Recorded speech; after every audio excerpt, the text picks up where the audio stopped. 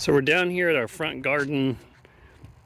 We were originally trying to do vegetables out here, and I think we're pretty much going to give that up. Excuse me, because I can't. You see, like for instance, this, and I can't, the horsetail. This horsetail here.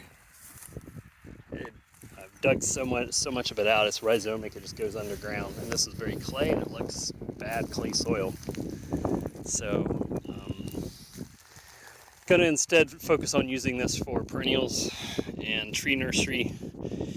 And so you'll see here, I'll back up a little, we've got some evergreen starts, be transplanted somewhere else.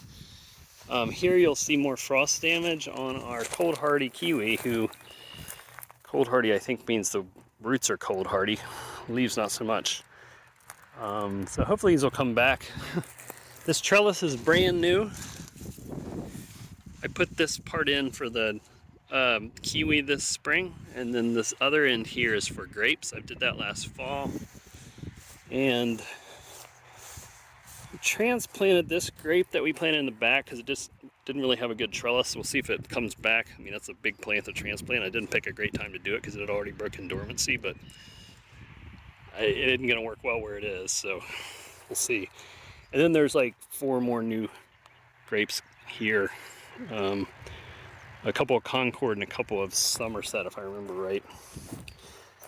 This is kind of cool. I took a grafting class because I was trying to learn to graft on my own and failing miserably. So, yeah, it's taken. It's awesome. You see that? So that's just some top grafting. This is rootstock. Those look like they're going to take too. Man, this would be great if it did. These are grafted with some crab apple, which tend to be fairly forgiving, tend to want to grow. So hoping that this rootstock has been out here, I think 4 years or something, and I've tried multiple years to graft. I was originally doing bud, like chip grafts, wasn't working. So this is just more of you wait for the bark to loosen up, and you just basically do a regular like kind of angle graft on your scion wood into each side under the bark, and then just wrap it real tight with tape.